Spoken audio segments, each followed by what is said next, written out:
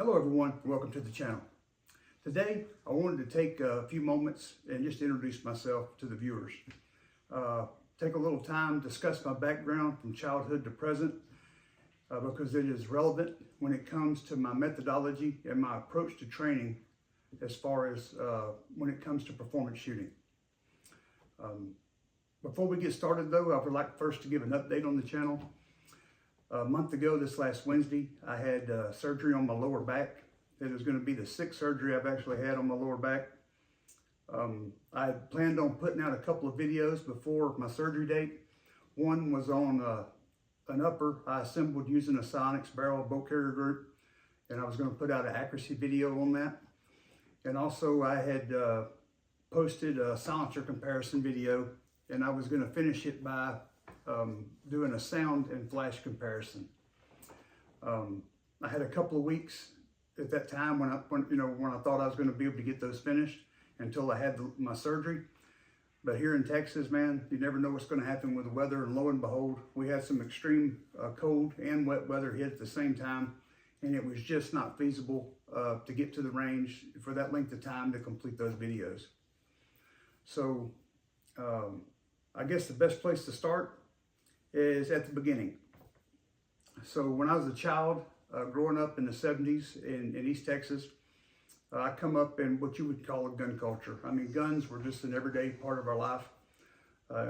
My father or, uncles or my father's friends, whoever's truck you was going to ride in, there was going to be a rifle rack in the back glass, with a shotgun and a rifle. And there's probably going to be a pistol in the glove box. So like I say, guns were just an everyday part of our life, and it was something that was normal. It was a different time, and honestly a better time in my opinion. So I got my first BB gun when I was 4 years old. As soon as my father purchased it for me, we went home immediately. He took a cardboard box and made a target out of it, drew a target on a cardboard box, and we immediately went to work in the living room. And he started giving me, what he knew about shooting, which was very limited. I mean, he was a carpenter. He was not a professional shooter. So he taught me the basics of sight alignment and trigger control. And far as safety brief was, don't have your finger on the trigger unless you're shooting, and just be careful what you point your gun at. So for years, that's all the training I had. So fast forward a couple of years, my father purchased me a .22 rifle. It was a Marlin bolt action, and the gun was bigger than I was at the time. So same thing, when he brought that home for me, we went outside and immediately, went to work with me on it. And it was same thing, sight alignment, trigger control, and finger off trigger unless you're shooting, and be careful where you point the muzzle. So as a kid with that .22, I shot many, many bricks of .22 shells growing up.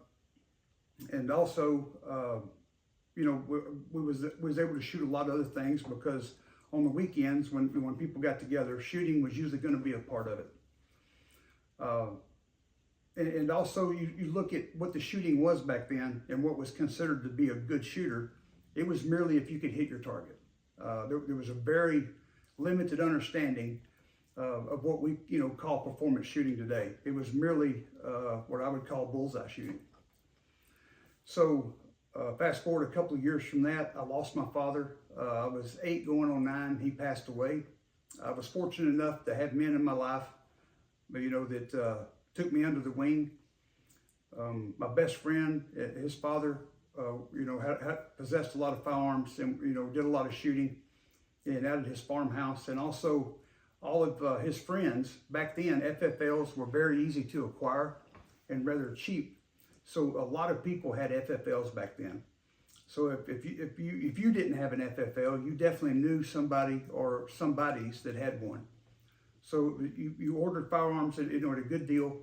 And also this is before 1986. So there was a lot of interesting stuff that we got to shoot as kids, growing up, as far as fully automatic, M16s, Thompsons, Mac 10s, fully automatic 1022s, M1 carbines like Rockola, M1 carbines, just to name a few. So, as children, we were very fortunate, And we got to experience a lot of different things.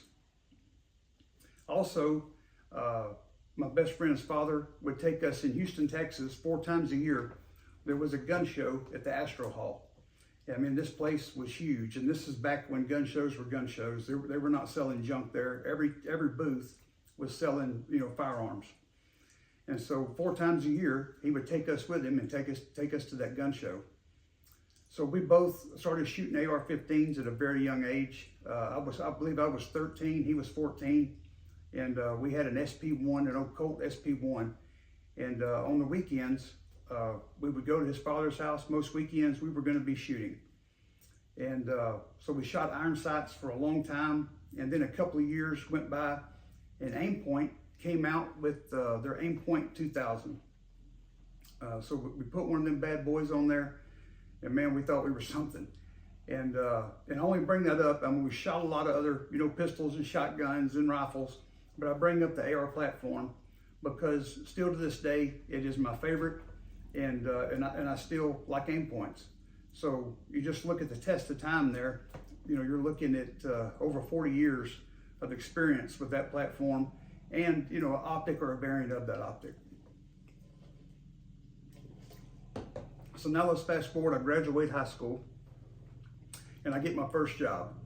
My first job was working at a place called Texas Foundries in Lufkin, Texas. It was a steel mill, and my job was pretty simple. You took molten steel and you poured it in the molds. So for an 18-year-old, it was very lucrative as far as pay. I made a lot of money as an 18-year-old. But after I did that for a little bit, it was something that I just knew, I was definitely not passionate about it. I did not enjoy it. And at the time, a lot of my beer drinking buddies were all working at TDC, which is the Texas Department of Corrections. It's named something else now, but back then it was TDC. And so, I got to talking to them about, their jobs, and it sounded pretty interesting, exciting at times. So I decided that that's what I was going to do. So, and also what kind of pushed me to go into TDC, at the time, they had a tactical unit for, as far as the penitentiary goes, and it was called the SORT team. It would be something we compare to like a tier 1 unit in the military for the prison unit. These guys showed up every day at work, and they trained together. They had their own space off by themselves. They had their own gym. They shot and trained and prepared constantly until they got called, to handle a situation, in the building where they were dealing with the unruly convict or dealing with several unruly convicts, as far as in a riot or just doing a forced sale move. But during this time, there was some federal lawsuits against the state of Texas, and over the years, some things transpired, and our penitentiaries really started to change. But one of the changes right off the bat that happened is they did away with the SORT team. And so, I was like, well, I've already made it this far. I'm still going to go ahead and do the thing and go to work there. So I made it through the academy, and I get assigned to LS1 unit. At the time, LS1 unit was where Texas housed their death row inmates. So when I get to LS1 unit, I got assigned to death row ad seg, which that's if I would have been able to pick, that's where I wanted to go anyway. And so I get there and go to work there for several years, and during that time, I learned a lot, mainly of dealing with violent criminals, and also some of the important lessons I learned there that really assisted me when I decided later to go into law enforcement was, number one, there are people in this world that are just pure evil, and life is very cheap to them. They do not, they have no compassion. And there's some evil people out there that would do bad things. And also dealing with these criminals, I learned pre-attack indicators. I learned what people were going to do before they were going to attack you. So that was huge going into law enforcement, and it really served me well. So after a few years of working at the prison, I had a chance to promote to sergeant, and again, I started thinking about, for the first time, never as a child did I want to be a police officer, it wasn't like that. But after working at the prison and seeing, all these evil dudes in here and the heinous things that they have done, that's when I decided, what, there needs to be people outside. There's this many locked up. there's way more out there that haven't been caught. Somebody needs to be out there, locking these folks up and helping keep our society safe. So that's what made me decide that I wanted to be a police officer. So the sheriff was a family friend of my family, and so he put me to work in his county jail on the weekends. So he gave me a schedule where I was able to work 36 hours Friday night through Sunday night, and then Monday through Friday I went to the police academy. So also during this time I was excited because I knew, even though I did not know what I did not know, I knew there was more to shooting. And I thought, okay, when I get in this law enforcement academy, I'm just going to learn some stuff. Because you got to remember, back then there was no internet. The world was a much smaller place and information moved much slower. So I get into the law enforcement academy, going through the academy, and it wasn't that it was a bad academy. They actually had it set up pretty well. They had a pretty good PT regiment as far as, academy where you did not have to live there, where you got to go home every day. They also had a decent combatives, they had some decent combatives training there in the sense of, you did some sparring and you did some grappling. So people that had never been in physical confrontations, it got them comfortable with, being in physical contact with people and getting punched in the face. And just being uncomfortable, making them comfortable with being uncomfortable, giving them the opportunity to understand that. And so then we get to the shooting piece of it, and I was extremely excited.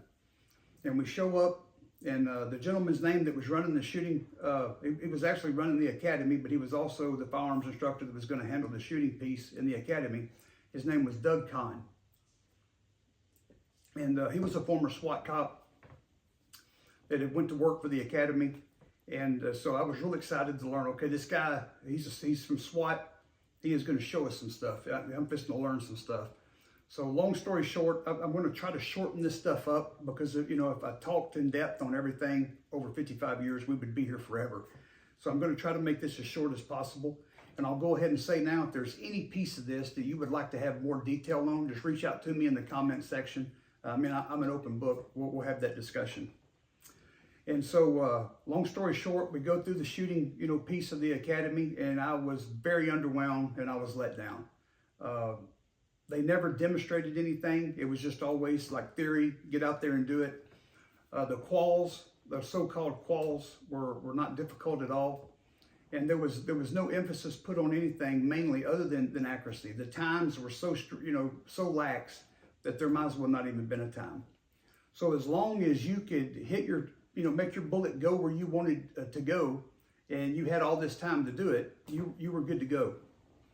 And there was one time he did demo something, and then I understood, okay, this is the reason why he's not demoing. It was horrible. He had his tricked out 1911, and his shooting was absolutely, it was horrible. So again, very underwhelmed. So that was like my first step of looking at like what I thought was going to be more of a high speed, higher standards and higher skill levels, to where, okay, I'm underwhelmed. That's not the case here. And so I move on, I graduate the academy, get my first job in law enforcement. So working the first time I qualified with the department, it was honestly, it was very silly and upsetting. Nobody took it serious. It was more of just like a screw off day, so to speak. Guys showed up, they qualled again. And when we're talking about quals for law enforcement, guys, we're talking about minimum standards here. These are not maximum, top of the food chain. These are all minimum standards. And with very little stress, right? Like I say, the time standards were so lax that there might as well not even been any time. And there was still several people that failed the qual. So the instructor that we had at the time, instead of failing them, he went ahead and passed them. He would go down there with his pen, because they would write on the target, the score. And he went down there with his pen and punched holes in the target until they got enough holes in it to where they got a passing score. I know that sounds crazy, but no joke, that's what was going on. And so, again, very underwhelmed and let down, to say the least, because then I saw right then that standards meant nothing. That we had what they call a standard, but nobody's held accountable to it. And then we got all these guys carrying guns on the, and something else that was really eye-opening to me is there were several people that were carrying 1911s. This is, back in the early 90s. And during qual, they would have malfunction after malfunction with their gun. And these are the same firearms that they carried on duty. And it's not like they fixed them. They would just, clear the malfunction best way they knew how and, finish shooting. And so it blew my mind that these people knowingly had these malfunctions and would still carry that gun on duty. Not that that's relevant, but it's just something I wanted to share. And so that's when I decided, I'm going to go become a firearms instructor. At this time, I had reached out and gone to a couple of pistol and rifle classes that was TCLO certified, meaning it was put on by academies. So it was not like competition shooters or anything putting this stuff on. I didn't know anything about that at the time. And so I went to these classes, and again, I didn't go to any of them to where I left there, feeling like I learned anything. I left every one of them feeling underwhelmed, the same thing. I was like, okay, that was really a waste of my time. So at that time, I started like, okay, where am I going to find the answers I'm looking for? Even though I do not know what the answers are, I do know there's something better than this, and I'm looking for it. So I get an opportunity to go to the FBI Academy. They're putting on a firearms instructor school. And so I got accepted to that. And we show up, and the first morning, the two instructors walk in, introduce themselves. And right off the bat, I noticed something that was different from anything else I'd experienced. They were professional. They were dressed sharp. They were in shape. They didn't have guts hanging over their belt and coffee stains on their shirt. They looked sharp. They were wearing like Danner boots, Royal Robin pants, and like a polo shirt. And right immediately, presence is like the first, when you show up, just before you say a word, how you look, it carries weight with people. And immediately they said, look here, folks, we're not here to teach you how to shoot. This is an instructor school. It is not a shooting school. So the first thing we're going to do is have y'all come out to the range. We're going to shoot a couple of quals. And if you fail, we're just going to ask you to go home. Because like I say, we're not here to teach you how to shoot. If you're coming to be an instructor, you should know how to shoot. So immediately I like that. I was like, okay, finally a standard that somebody has been held accountable to. And so they told us, you're going to need this, this, and this. Meet us at the range and we'll get started. So we get out at the range, we shoot the quals, and there were 17 people starting out. When we finished shooting, it was a pistol qual that was like 50 yards and in, and then there was a shotgun qual that we had to shoot. When we got finished shooting the quals, there was 5 people left. 12 of the 17 failed the quals. So, and they were not joking. They were asked to go home. So for the rest of the week, it was just us 5 guys with 2 instructors, which was a real good ratio, got a lot of attention. And so then we get into the training part of it. And this was also the first time that I saw the teacher demonstrate everything that they were asking the students to do. So everything that was, discussed, they would first demonstrate and then have you go through and shoot evolutions of it. So I was really impressed by that. It was also the first time I saw some guys in my eyes that could really shoot. To me, these guys were like amazing, right? The best I'd ever seen. That shows you that there's levels to this, right? That's something else we'll talk about in a little bit. There's levels to the game. But at that time, these were the best shooters I'd ever seen shoot a handgun. And so we finished the class. It was excellent, got a lot out of it. Again, I'm not going to go too much in depth in it. So I'm real excited. I show back up to my department, and we still have that old instructor that's running stuff. And so I go to him and start talking about all these ideas, things we need to change, and the difference in shooting, how we need to be training for what's actually going to happen rather than, stuff that's not realistic just to get people through these quals. And immediately I could tell I hit a nerve. He did not want to hear it. And none of the officers honestly wanted to hear it as well. A few of the younger guys, a couple of guys that were like my buddies, they were into listening to it. But other than that, the department, chief and everything, they did not care. They didn't want to hear all this.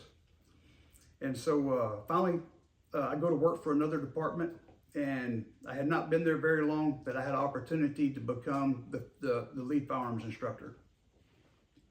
So I hit the ground running with this, and I have all these ideas. I'm like, okay, you know, we're going to make a more reasonable qual. I know I couldn't have made it as like I wanted to, or I knew nobody would have passed. So I did have to compromise to some degree.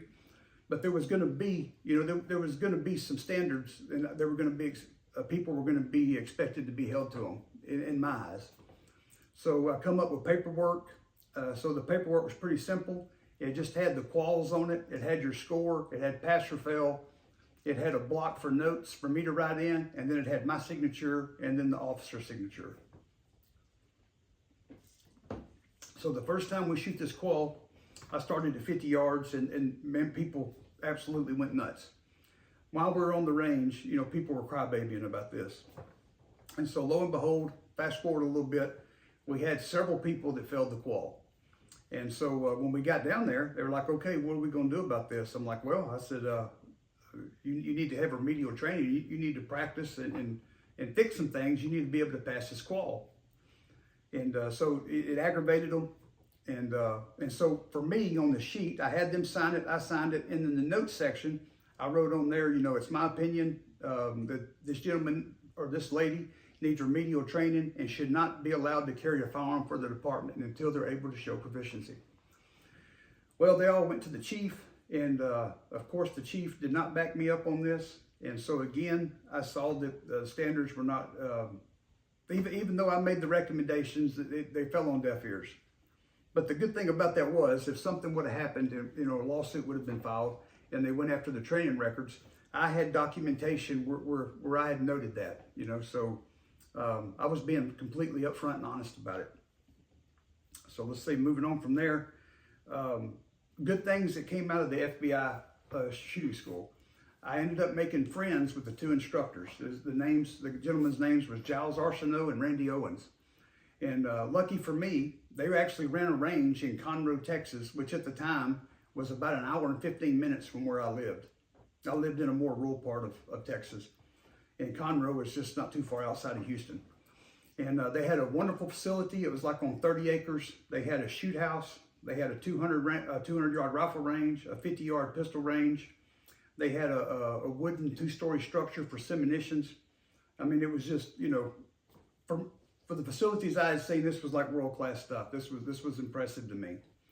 And so I would go out there on some of my days off when I was not working side jobs. I would go and I would train with them. And so it was there that another good thing that came out of it was they would always send me home with plenty of good ammo. Like I was shooting a Glock 22. I've been shooting a Glock for a lot of years. They sent me home with Glock, some 40 cal, some 223, and I was also working on shooting a bolt action 308 at the time. And so they would always send me home with a little bit of gold medal, you know, match 168 grain. So that was much appreciated. And so while going out here and shooting, that's when the concept of going to shoot, starting to shoot competition come up. That's the first I kind of heard of it. I mean, I'd looked at magazines and I'd seen people like Rob Latham and, you know, Enos and Michael Plaxco, you know, all them old timers. But I really didn't have an understanding of what they were doing. Like I say, this is way before the internet. And so you had to look at pictures to see what was going on. And most of those guys were also shooting guns that were just not practical. I had no interest in shooting what I learned to be an open class gun, you know, with the big component and a big frame mounted optic. That was just not practical for what I did for work. And and then I learned out about the limited division. So I'm like, yeah, man, I'm all about that. So without doing any due diligence or knowing anything about it, I went to Georgetown and had STI build me a 5-inch gun. To show you how little I knew, during that time, people that were shooting limited were mainly shooting 40 cals. Well, I got my gun built in 45.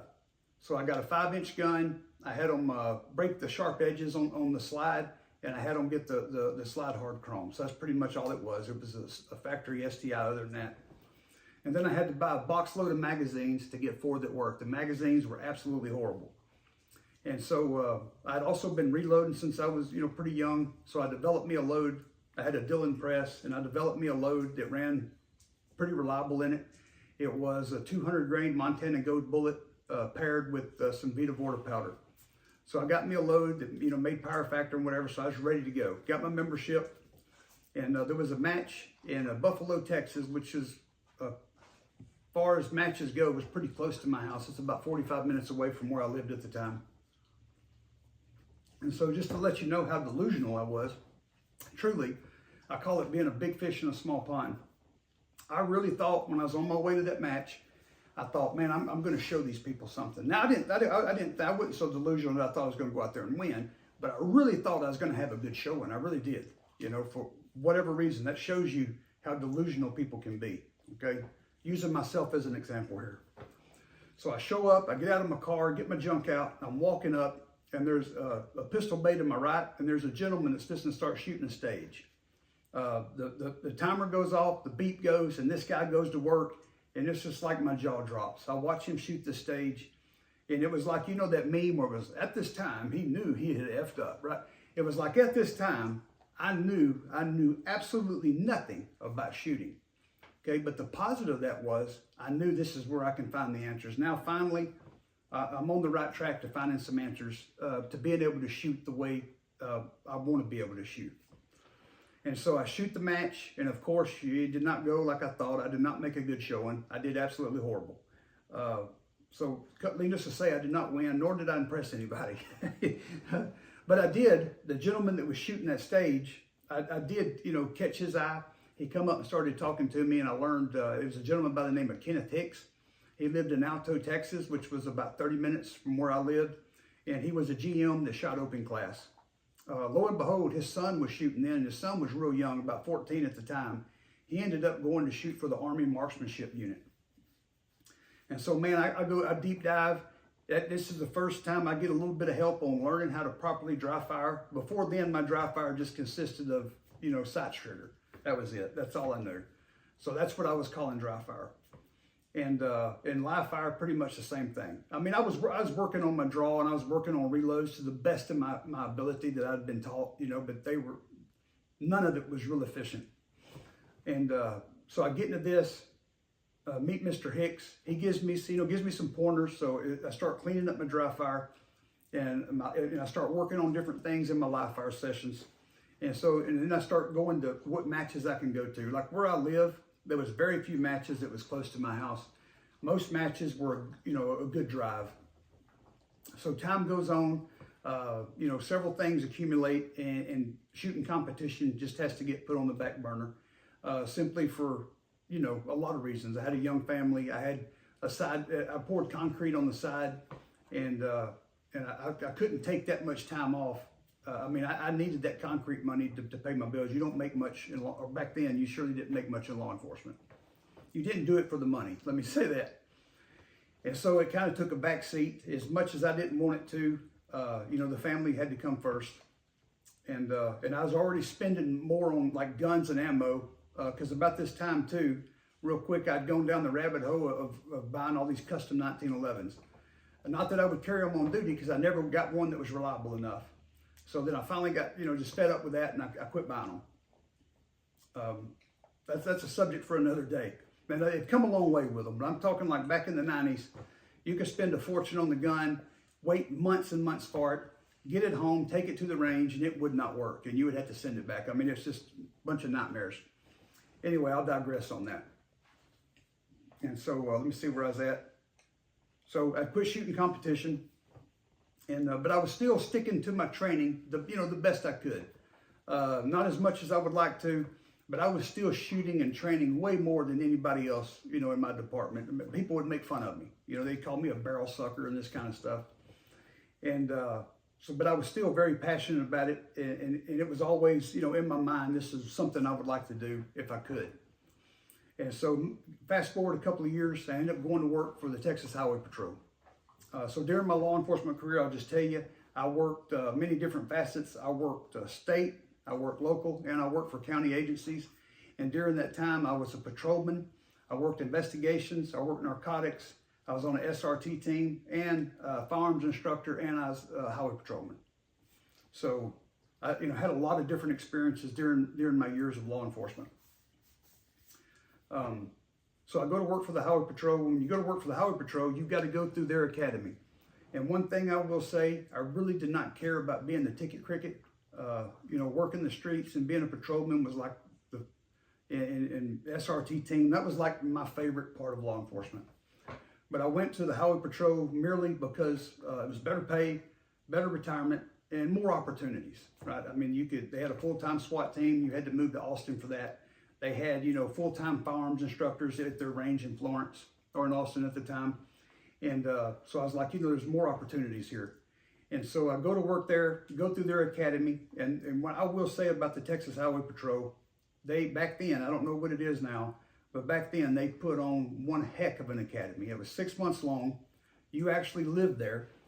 So Monday through Friday, you was in the barracks. You did not leave. Your vehicle got locked up, and if you wanted to leave, you had to quit. And so they did let us go home Friday evenings, depending on, you know, whatever they had us doing.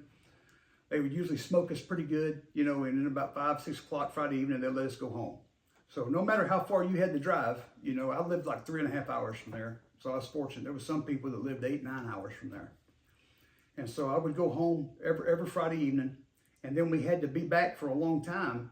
We had to be back Sunday at 10 o'clock in the morning. So you would have to get up pretty early Sunday, you know, and get back on the road.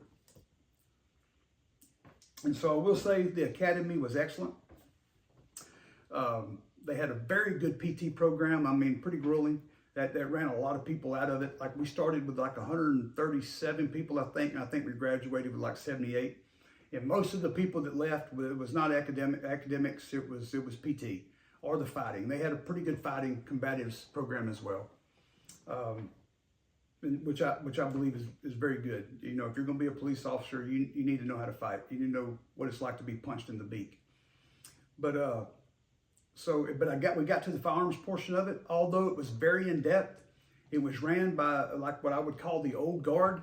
And man, these old fogies, what they would call them FUDs now, I guess.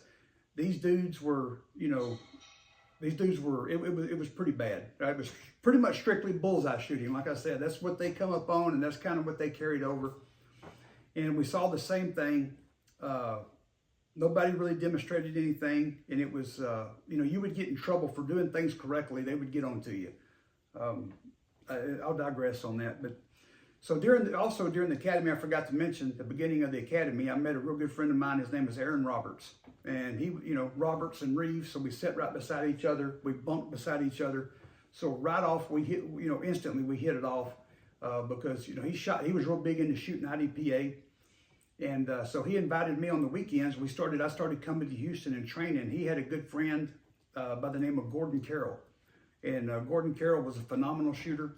And also they were friends with a gentleman by the name of Ernest Langdon. So at this point in time, training with these guys with their knowledge, you know, taking me under the wing and helping me out, I learned a lot. You know, it was actually had people to train with consistently. And really saw some huge improvements as far as understanding how to train better by myself. That's important, knowing how to train. Not just training, but knowing how to train. And so we make it through the academy, and we end up, he gets transferred. He's working out of the Houston area. I'm working back home. And so for a while, I would come, you know, when I could on the weekends, we could get off and we go shoot matches together. So, you know, we was keeping that pretty consistent for a little while. And then again, life kind of caught up, you know, again, driving so far, side jobs, this and that. It just got to where, again, it had to be put on the back burner. But my training, you know, I still had learned a lot on how to train more consistently. And as far as my dry fire too, I learned a lot about dry fire. And so another evolution here, evolving some more. And so that ends up kind of, I quit going to matches, but it was, I don't know, a little while, he gives me a call and he's like, hey man, I'm leaving the Highway Patrol. I was like, well, where are you going? He said, I'm going out to Blackwater out in North Carolina. He said, I'm going out there as a firearms and tactics instructor. And we had met a gentleman that had been working out there when we went to the Arizona State Championship by the name of Bill Go, real good dude. And I guess Bill kind of let him know there was a position or whatever. So he ended up going out there. And so I hadn't heard from him. It had been a good while since I'd heard from him. And we're talking probably like a year and a half, I don't know, a while. And again, long story short, not going too in depth on it, I was kind of fed up at the Highway Patrol at the time. I was just, you know, I was like, man, how am I going to do this until I retire? There was a lot of stuff going on, a lot of politics. and just it you know, it wasn't good. The morale was low, so to speak. And so I had just gotten into it over some stuff in the office, and I was leaving the office after talking to my sergeant, and I go get in my car and I'm fixing to head out, really going to go try to find and hide somewhere. This is the end of June, it's hot. I was just going to go hide until, you know, the end of my shift and go home. And that's kind of where I was at as far as morale-wise. I was kind of done with it. And so I checked my phone back then. I had one of them little Samsung flip phones. Opened it up, had a call from Aaron Roberts. So I call him back, and he's like, "Hey, dude, you want a job out here?" I'm like, "What do you mean?" He's like, "Yeah, we're hiring some people." He said, "You know, I think you'd be good for the job." He said, "Would you be interested?" I said, "Well, yeah, I'd be interested." And this was on a Friday. And he said, "Well, can you be out here next Wednesday?" And I thought about it just a couple of seconds. Didn't take me long. I said, "Yes, sir, I can." And I said, "I'll call you back." So I go ahead and kill my car, go back in the office, tell the sarge, "Hey, I need some time off." Lo and behold, I get the time off. I go out by Sunday. I got me an airline ticket. That was Friday. Sunday night, I'm in Virginia Beach, and I get picked up at the airport by Aaron. Well, I hung out a couple of days with him. Wednesday come around. That was the day I did my interview. They did it on that day because it was the 4th of July. And that's when all the instructors, they didn't have anything going on. And out there, the instructors are the ones that got together and did the interview with the people. And so pretty lengthy interview process with some quals in there as well. So it pretty much took all day. And so I can't remember how many people. There was a few people that were there, you know, testing for the positions. And so go through all the quals, go through everything, go through the test and talking to everybody, what have you. And so not much was said. "Thank you for coming. You know, we'll be in touch with you." And that's all he said. So I go home, and Aaron's like, "What did they say?" I said, "They said they'd be in touch." He's like, "All right." And so I go ahead, fly back home, go back to work, and I didn't hear anything from anybody. You know, Aaron called me a couple of times to say, "Hey, man, nobody said anything." And I think they was only hiring like 2 positions. And so I kind of like, okay, you know, I didn't get it. No harm, no foul. Went out there, threw my hat in the ring, gave it a try. Well, it wasn't too long after that, I get a phone call from the gentleman that was going to end up being my boss. His name was Frank Welch. Stand-up dude. Really appreciate it. He did a lot for me.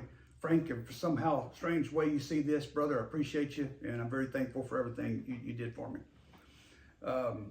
Frank calls me and says, "Hey, Tony, you still interested in this job?" And I said, "Yes, sir, I am." He said, "But can you be here on the 6th? Well, at that time, the 6th was exactly 2 weeks. So I had 2 weeks, you know, to quit my job with the Highway Patrol and, you know, pack up the family and move, you know, what was it? I don't know. It's about a 24-hour drive. Pretty good little jump across the country there. And so I didn't hesitate. I said, "Yes, sir, I can be." So we made that happen, got the family moved out there, and showed up. And instantly, as soon as I got there, went back with Aaron and started shooting IDPA again. And then going to work there, I won't go too much in depth because I could spend a lot of time talking about BW. But it was by far the best job and the best people I'd ever worked with. Just some of the stuff we were given as instructors. I mean, there were several different jobs out there. We were the full-time firearms and tactics guys. I mean, you had like guys that did stuff for the State Department, pretty much just vetted guys coming through doing a certain contract. You had the driving instructors for the driving track. We had another thing out there. It was called the PTC. We had a contract, OGA contract, where those guys would come in there and do their train up and everything. And so there was just a lot of moving pieces out there. You know, we had our own manufacturing where they made our own steel targets and made whole target systems. We had a couple of chow halls, a hotel, a pro shop, I mean, and so on. We had our aviation department was huge. You know, a lot of helos, a lot of fixed wings, huge hangar. So you had full-time mechanics for the driving track. You had full-time mechanics for all the aircraft. It was just, it was a heck of an operation. And they treated their employees like, it was amazing how they treated their employees. And so had a real good time, learned a lot, especially about teaching. I mean, because we were on the range 40, 50 hours a week. And that was our job, was teaching pistol carbine. And Also, you know, we did CQB, and we did a lot of like precision work, but we had guys that were more qualified for that, and that's who kind of took that role. And that was what was good about BW. You had a mixed bag of individuals. You had, you know, people from, you know, former Tier 1 dudes, you know, former dudes from ODAs, former SEAL team members, PJs, Marines, Rangers, SWAT cops. So it was just a good mix of people that all come together and formed a phenomenal team. And so time went by there. Things were going good. You know, we had a lot of good contracts. And so Blackwater went ahead and let us start a shooting team where they would actually sponsor matches. You know, they would give us Suburbans to drive. Of course, like our ammo was, one thing I like to say, the ammo was worth the job because we actually had unlimited ammo. When I mean unlimited, you shot as much as you wanted to. You were never told no. So, I mean, ammo was handed out to you, you know, however many thousand rounds. You would tell your supply guy, hey, I need this, and he would bring it to you. So it was truly unlimited ammo for the firearms and tactics guys. And so let me see. Time goes on, and some of the contracts we have, big contracts. We had a one with the Navy, NSW contract. We had one with the Army, where a bunch of ODAs would come out for some training. We had a big contract with the Coast Guard and the Canadians. We also did, you know, a lot of SWAT teams would come out there, law enforcement. And then we also, on top of all that, we had a lot of open enrollment classes during the year, so a lot of civilians would come. And at our PTC, which is where, you know, that's where the guys went that was on the OGA contract, they had their own teachers out there. Basically, the guys that were working that program, when they were in from deployment, they would just go out there and make extra money and do the teaching when the guys would come in for their train up. Well, time had gone by, and a good friend of mine had worked that contract before and decided he wanted to be home, so he got on, you know, as one of the firearms and tactics guys. So he ended up, they needed a program manager out there in that department, so he took the job. So he left us and went out there to the PTC and took care of that stuff. So when he got out there, he hadn't been out there long. You know, he come to me and asked me if I'd be willing to come out there and do, just be in charge of the shooting piece of the train up. And you know, that was a huge honor. And a lot of people would have liked to have that gig. And so ended up getting to go out there and do that. Met a lot of good dudes. And I mean, that was a good experience for me. Again, I could not go too much in depth just for the sake of time. And so we was getting ready. We would do dog and pony shows for like generals or what have you, you know, somebody they were trying to get a contract with. We would like do hostage rescue or something for, you know, and the people would watch it. And so we were doing fast roping, rehearsing, getting ready to do this dog and pony show. Well, we were fast roping out of 412s, and the booms they were using for the fast ropes, the rope ran right down in the skid, touched the skid. I mean, so you had to swing out like 180 degrees if you were, you know, fast roping with your gun slung in front to keep the risk of your muzzle getting caught on the skid. Well, we had been fast roping all day long, went home for the weekend, come back on Monday, and the guy that was kind of in charge of it, he wanted to run a few more rounds, and so we loaded up that morning and started hitting it again. And lo and behold, the last round we were going to make on it, my muzzle got caught on the skid of the helo and got trapped under my left arm, and then the stock come up and got caught under my right arm. Well, it busted my bicep tendon loose, and so I pretty much, you know, did not have a lot of strength with that hand at that point. And so I held on best I could. I got down to where I was probably, you know, 8 feet off the ground, knew I could survive it.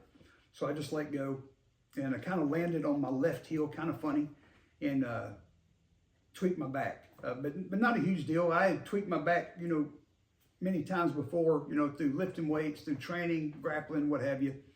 Combatives training. My back had been tweaked, and I had gotten injections through the years several times, so that was nothing new.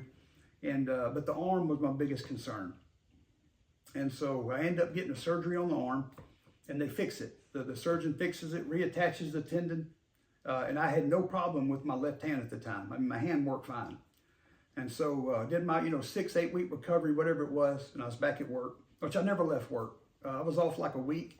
And like I say, BW just told me to come to work, and I just, did stuff, curriculum development, developed some targets, stuff like this stuff in the office. Mainly just hung out and got paid, hung out with the fellas and got paid. And so went back to work, and everything was going good. And then I started having like the severe nerve issue in my left arm. Like, it was a problem.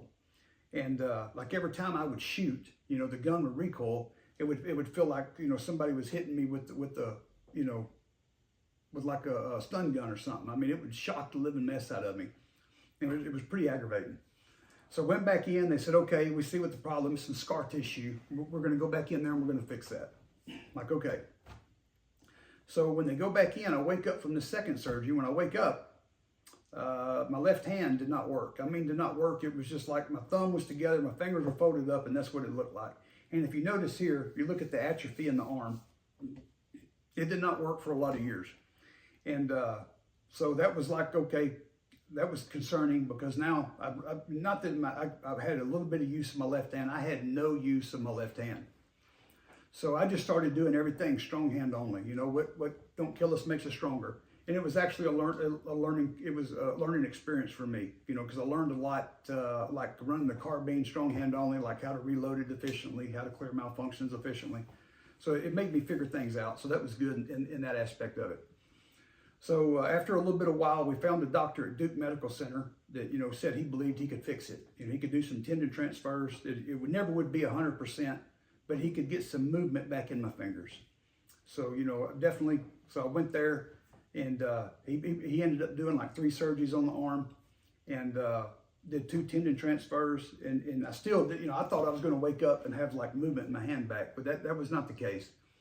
It was going to take like years for my brain to rewire those tendons, because they, before they were doing something totally opposite. They just cut tendons that were doing one thing and then rerouted them to do something else.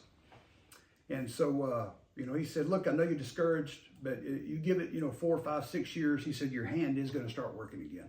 It's just going to take some time. And so, okay, it is what it is kind of deal. And so also about this time, this is like 2011, this is when the whole back thing really started, collapsing in on me. I started having a lot of back issues. So I ended up going to a back surgeon, get MRIs and everything done. They look at it, and the guy's like, yeah, you need to have a couple of fusions done in your lower back.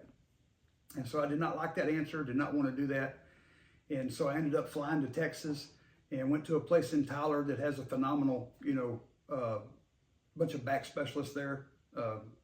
So I go there, get the same advice from a surgeon there. No, you're going to have surgery. And so I didn't want to act like his advice either. So I ended up coming to Houston and went, did some research, found another real good spine specialist, and went to him, and he told me the same thing. You're going to have surgery, or it's not going to be long. Pretty much you're going to have some serious issues. So I ended up picking the place in Tyler, Texas. And by this time I started seeing the writing on the wall. I'm like, okay, man, things are, my life's changing here as far as the job. And so I went ahead and moved my family back to Texas. And so I was in Texas a lot because I went to Tyler and had that back surgery done. So I was off for a while with that. And so I ended up, whatever the recovery time was, I ended up driving back out and went back to work. And like I say, BW was absolutely amazing. They paid me through this whole deal. I never was like on, any kind of, I'll just say they took way better care of me than they should have. I'll say that. It was amazing. And so I ended up going back to work. Well, I'm not out there long. I started having some serious issues with the back. So I go get an MRI, and lo and behold, the fusions they had done did not work. The bone did not graft, and now the hardware was coming loose in my back. So now I had to have another fusion. So at this point, it was just kind of like, long story short, I ended up leaving over this deal. I wasn't going to hold up a position, and things at work had gotten real bad anyway over the time. We had some stuff happen in Iraq. It was a political witch hunt, and ended up having to sell the company. And so changes had been being made, through they started downsizing, and moving stuff around. And, what was our perfect job at one time was no longer a perfect job. But I will say my direct bosses still, took care of me. They made sure I was taken care of. And at the time, that would be a gentleman by the name of Ron Conrad. Again, Ron, if you ever watch this, brother, appreciate you. And so I decided, okay, it's just time to go my separate way. So I ended up moving back to Texas, and so I was down with, like physical therapy and all this stuff for a long time. And my hand wasn't working anyway. Long story short, that was 2012. So times roll around. It's about 2015. I started getting to where I started getting back in shape. Honestly, I went to a dark place for a little while. Right, went through, fought some demons, and so I started getting back in shape the best I could. And then about 2016, my hands started working a little bit. I woke up one day and just noticed, okay, I got a little bit of movement in my fingers, and it was like that was very exciting for me. And so I immediately then went back to shooting, what I could, which had to totally redo everything because I could not grip the gun, nothing, not even in the same realm of how I used to be able to grip it. So I had to change a bunch of stuff up, how I reload, all this stuff. And I still to this day cannot shoot left-handed, just simply because I do not have enough strength and dexterity in the hand to do that.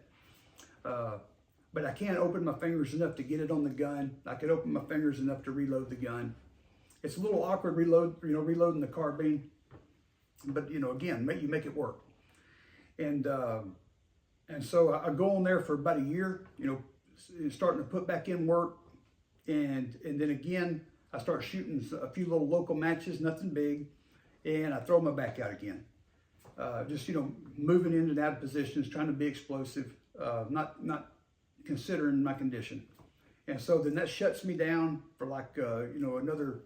I don't know, I was shut down for a while with that.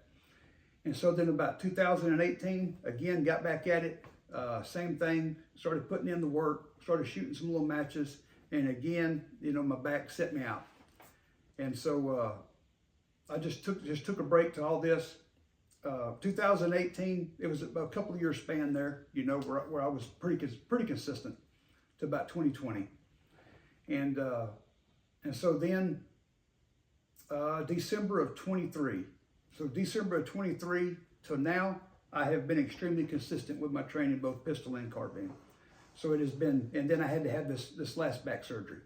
So, again, with the back surgery, I'm going to be off a little longer than I thought, but I really think it's going to be, I think it's going to give me some improvements because I was training, but I was having some issues, and it was definitely hindering me. So, not making excuses. I've said all this to say this. Number one, just because someone has a certain title or has a certain job or is in a certain unit does not mean that they're a world-class shooter. People need to understand that. When it comes to gun ownership, still, even with all the information that's out there now on the internet, a lot of good information, but also the flip side of that coin is there's also some not so good information out there. But there's also, you look at like Ben Steger, Matt Pranka, Billy Barton, Nick Young, Mark Smith, those guys right there are like putting out excellent information. And things have definitely changed in the training realm. And like I say, continue to evolve. And it's exciting for me because this is about the only thing other than my family and my dogs that I'm passionate about. So I just wanted to take that time. And also something I almost forgot to say. Years ago, the same guys that I was trying to talk to in law enforcement, back in the late 90s, that, hey, this is how we need to be training. This is what we need to be doing. They were throwing out the same BS that you hear today. Shooting competition will get you killed. Okay, so this is an argument or a discussion that has been being had for a lot of years. Okay, nothing totally new under the sun. What's shocking to me, with all the information that's out there readily available now, is that you still have people that will make that ignorant comment. It's absolutely insane. I'll tell you, this is my view of it. I believe there's only two kinds of people that will make that comment. You have one, the individual that is just so ignorant about the subject. Like I say, we're ignorant to a lot of things. And when it comes to shooting, a lot of people are ignorant. A lot of people think just owning the gun is the answer. They don't think there's any skills involved with it. They think if they'll continue to buy, if they just can buy the right gun, they'll be able to shoot well. I know that sounds crazy, but there's people that have admittedly told me that's what they believed. I was getting lost there. So you take people being delusional, people that say shooting competition will get you killed. They're either so delusional and they just don't know what they're talking about, or it's someone that has skin in the game, right? They're like that old guard that I talk about, that they're in the business of teaching people. So they have, a name to uphold. They have a reputation to uphold. And they know if they started going to matches, they would get smashed. That's what they know. So they have to say things like that when they're talking to an uneducated audience, okay? That's not a bad word, uneducated. We don't know what we don't know. All of us are in that boat for a lot of things. And it makes sense when they're talking to people that don't know what they're talking about. Okay? And like I say, it's easy to be a rock star, when you're dealing with little pebbles, right? It's easy to be the big fish when you're in a small pond. And that's where these guys get away with this, right? They're working with people that are not shooters, know nothing about shooting. So it's when they get them off to their classes, it's, again, like I watched those FBI guys years ago, and man, I thought they were right. And not that they were horrible, but compared to say, what I consider a proficient shooter is now, it's daylight and dark difference. So again, take away this, we don't know what we don't know, and shooting competition absolutely will not get you killed. All right, folks, I think I've taken enough of your time. Again, I just wanted to share that with you, just to let you know how I've come across, how I've developed my views and my approach to training, and how it's definitely changed over the years and continues to change. This last year and a half has been phenomenal. I mean, I've grown more. It's amazing how much I've grown, even after all these years of being involved with this, simply by simplifying things, right? Taking a principle-based approach to things rather than looking at all these techniques. What are the principles? Cause and effect. Let's don't violate the principles. The biggest thing is being able to process what's going on. That's huge. And being very critical in our dry fire of every little thing. Also making sure that our dry fire, our live fire is matching our dry fire. If it's not, there's a problem. We've got a problem, right? If you're shooting a 1.5 second bill drill in dry fire, but you're shooting a 3 second bill drill in live fire, there's a disconnection somewhere. You're not dry firing correctly. It ought to cross over, okay? And that's enough about that. But again, anything you guys have heard that interests you and you want me to talk more in depth in, and I have left so much out, man. I have left so much out simply because I've been told that I get long-winded and I need to shorten my videos. I've been told that. And so I'm trying to do that. And I did the best I could today. Also, real quick, I wanted to let you know why I started a YouTube channel. I started a YouTube channel because I'm retired. This is my passion. And I figured, hey, might as well record this stuff. Has a good opportunity on the internet to meet some like-minded individual and to share some knowledge and to have some good conversations with people. That's my goal. And as far as the name, the reason I named the channel TACSHEP Actual, the word tactical is like super cringy to me, extremely cringy. I mean, it's been over-marketed and overused, kind of like advanced. It's BS. So you may ask, well, why did you name your channel after, tactical, right? TAC. The reason is a German Shepherd of mine that was my best friend for a lot of years. I had her with me, through all them surgeries and stuff. She was right there by my side. And I lost her in 2021 to cancer. And my son used to call her the TACSHEP. So the Tactical Shepherd. And said that she was our ammo bearer. As cheesy as that is, it means a lot to me. And so that's the reason I decided to name the channel TACSHEP Actual. Matter of fact, the thumbnail of this video will be an old picture of her laying there by a kettlebell. All right, folks, I promise you I'm going to get some more content out there. Again, any questions you have, anything you disagree with, man, reach out to me. We can always agree to disagree. That's the beautiful thing about it. We don't have to get emotional about information. And that's something I will tell you, some good advice. Don't get emotional about information. When you get emotional about it, you get mad when somebody opposes it.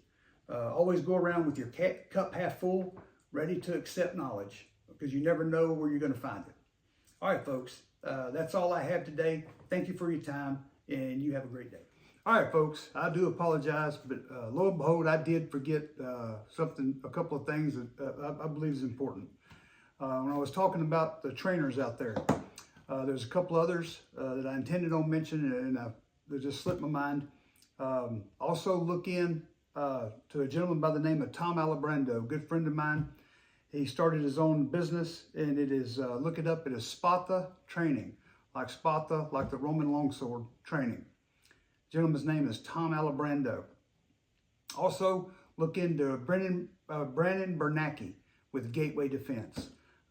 Another couple of real good sources. I just wanted to include that, and I had forgotten to. I apologize. That's how I roll, man. I forget a lot. Thank you again, and have a great day.